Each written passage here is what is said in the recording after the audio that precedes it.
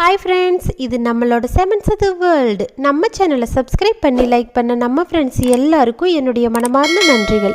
இன்னைக்கு நம்ம பார்க்க போகிறது ஒரு பிரியாணி ரெசிபி தாங்க. அதுக்கு நான் குக்கரில் கல்லெண்ணெய் விட்டுக்கிறேங்க. கல்லெண்ணெய் சூடானதும் 3 ஏலக்காய், கல்பாசி, பிரிஞ்சலை, ஒரு பட்டை, ஒரு மராத்தி மொக்கு, 2 கிராம்பு, ஒரு ஸ்டார் இதெல்லாம் சேர்த்துக்கலாங்க. எப்பவுமே ஸ்பைசஸ் எல்லாம் ஆட் பண்ணும்போது நம்ம அடுப்பை சிம்மில் வச்சுக்கலாங்க. அப்போ தான் அதோட வாசனையெல்லாம் எண்ணெயில் இறங்கி பிரியாணி நல்ல மணமாக இருக்குங்க. நான் 1.5 பெரிய வெங்காயம் எடுத்திருக்கேங்க. 1/2 கிலோ ரைஸ் எடுத்திருக்கேன். அதுக்கு தகுந்த மாதிரி நான் ஆனியன் எடுத்திருக்கேங்க. ஆனியன் நீங்கள் நிறைய ஆட் பண்ணும்போது அரிசி குழஞ்சி போகிறதுக்கு சான்சஸ் இருக்குங்க. அதனால் நீங்கள் எவ்வளோ ரைஸ் எடுக்கிறீங்களோ அதுக்கு தகுந்த மாதிரி ஆனியன் ஆட் பண்ணிக்கோங்க. இப்போது நம்மளுக்கு ஆனியன் நல்லா வதங்கிருச்சு. 2 பச்சை மிளகாய் ஆட் பண்ணிக்கலாங்க. எப்பவுமே பிரியாணிக்கு வரமிளகாய் விட பச்சை மிளகாய் நீங்கள் ஆட் பண்ணும்போது அதோட வாசனை கூடுதலாக இருக்குங்க. இப்போது நல்லா வதங்கிருச்சுங்க. நம்ம எடுத்து வச்சுருக்கிற இஞ்சி பூண்டு பேஸ்ட் ஆட் பண்ணிக்கலாங்க. இஞ்சி பூண்டு பேஸ்ட் ஆட் பண்ணும்போது அடுப்பை சிம்மில் வச்சுக்கோங்க. சிம்மில் வச்சுட்டு நல்லா கலந்து விட்டுக்கோங்க. இஞ்சி பூண்டு பேஸ்ட்டோட பச்சை வாசனை போகிற வரைக்கும் நல்லா வதக்கி எடுத்துக்கலாங்க பொறுமையாக. பாருங்கள், அடி பிடிக்காமல் கரெக்டாக நல்லா கலந்து விட்டுக்கோங்க. இப்போ இஞ்சி பூண்டு பேஸ்ட் நல்லா வதங்கிருச்சு. நம்ம கட் பண்ணி வச்சுருக்கிற தக்காளி பழத்தை சேர்த்துக்கலாங்க. நான் ஒரு தக்காளி பழம் எடுத்திருக்கேங்க. தக்காளி 1 போட்டிங்கன்னா அளவாக இருக்கும்.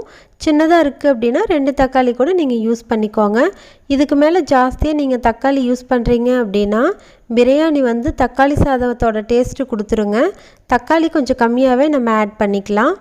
தக்காளி நல்லா மசிஞ்சு வரணுங்க. அது வரைக்கும் நல்லா வதக்கி எடுத்துக்கலாம். இந்த அளவுக்கு தக்காளி நல்லா வதங்கினதுக்கப்புறமா மஞ்சள் தூள் சேர்த்துக்கலாங்க. 1 ஸ்பூன் காஷ்மீரி மிளகாத்தூள் நான் ஆட் பண்ணுறேங்க. 1.5 ஸ்பூன் அளவுக்கு மல்லித்தூள் ஆட் பண்ணுறேங்க. 1.5 ஸ்பூன் அளவுக்கு பிரியாணி மசாலா ஆட் பண்ணுறேன். ஆட் பண்ணிவிட்டு நல்லா மிக்ஸ் பண்ணி விட்டுக்கலாங்க. ஒரு 2 செகண்டாவது நல்லா எண்ணெயில் வதங்கணுங்க. எண்ணெயில் இந்த ஸ்பைசஸ் எல்லாம் நல்லா வதங்கும் போது அதுக்கான சுவையும் மணமும் பிரியாணியில் சூப்பராக இறங்குங்க. பாருங்கள், இந்த அளவுக்கு நல்லா நம்ம கலந்து விட்டுக்கலாம். இப்போது நம்ம நறுக்கி எடுத்து வச்சுருக்கிற மஷ்ரூம் ஆட் பண்ணிக்கலாங்க. என்னடா மஷ்ரூம் பிரியாணி ஆல்ரெடி இவங்க அப்லோட் பண்ணியிருக்காங்களேன்னு நினைக்காதீங்க. அது நம்ம நார்மலாக சீரக சம்பா ரைஸில் தான் செஞ்சுருப்பேன். இது பாஸ்மதி ரைஸில் ட்ரை பண்ணியிருக்கிறேங்க. நீங்களும் இதை ட்ரை பண்ணி பாருங்கள். எனக்கு சூப்பராக வந்துச்சு. நான் கொடுத்துருக்கிற அளவை அதே மாதிரி ஃபாலோ பண்ணிங்கன்னா உதிரி உதிரியாக உங்களுக்கு சூப்பராக பிரியாணி கிடைக்குங்க. 1/2 கிலோ பாஸ்மதி ரைஸுக்கு 250 கிராம் மஷ்ரூம் நான் ஆட் பண்ணியிருக்கிறேங்க. இப்போ தேவையான அளவு உப்பு போட்டு நல்லா கலந்து விட்டுக்கலாங்க. எனக்கு இந்த அளவு சரியான அளவாக இருந்துச்சுங்க குக்காய் வரும்போது. நீங்களும் இதே அளவு போட்டு நீங்கள் ட்ரை பண்ணி பாருங்கள். இப்போ நான் தயிர் ஆட் பண்ணிக்கிறேங்க. தயிர் ஒரு 3 ஸ்பூன் ஆட் பண்ணினா போதுங்க. தயிர் நல்லா கெட்டி தயிராக இருக்கணுங்க. இப்போது நல்லா கலந்து விட்டுக்கலாங்க. 2வது டிப் என்னென்னா, மஷ்ரூம் 20% மட்டும் குக்காய் இருந்தால் போதுங்க. ரொம்ப ஜாஸ்தி குக்காய் இருந்துச்சு அப்படின்னா ரைஸ் கூட சேர்ந்து குக்காய் வரும்போது மசிஞ்சு போயிருங்க. 20% மட்டும் நம்மளுக்கு குக்காய் இருக்குது அப்படின்னா ரைஸ் கூட அதுவும் சேர்ந்து குக்காயி நல்லா முழுமையாக இருக்குங்க. சாப்பிடும்போது நல்லா டேஸ்ட்டு கொடுக்குதுங்க. பாருங்கள், இந்த அளவுக்கு குக்காய் இருந்தால் போதுங்க. இப்போ நம்ம எடுத்து வச்சுருக்கிற ரைஸ் உள்ளே ஆட் பண்ணிக்கலாங்க. ரைஸ் பார்த்திங்கன்னா நான் 1/2 கிலோ எடுத்திருக்கேன். அதாவது எங்கள் வீட்டில் இருக்கிற டம்ளரில் 2 டம்ளர் ரைஸ் எடுத்திருக்கேன். அதை சரியாக 20 நிமிஷம் மட்டும் ஊற வச்சு எடுத்துருக்கேங்க. நம்ம சமைக்கிறதுக்கு ஆரம்பிக்கிறதுக்கு முன்னாடி ஊற வச்சோம் அப்படின்னா கரெக்டாக 20 நிமிஷத்தில் ஊறினதுக்கப்புறமா தண்ணி ட்ரை பண்ணி எடுத்து வச்சுக்கலாங்க.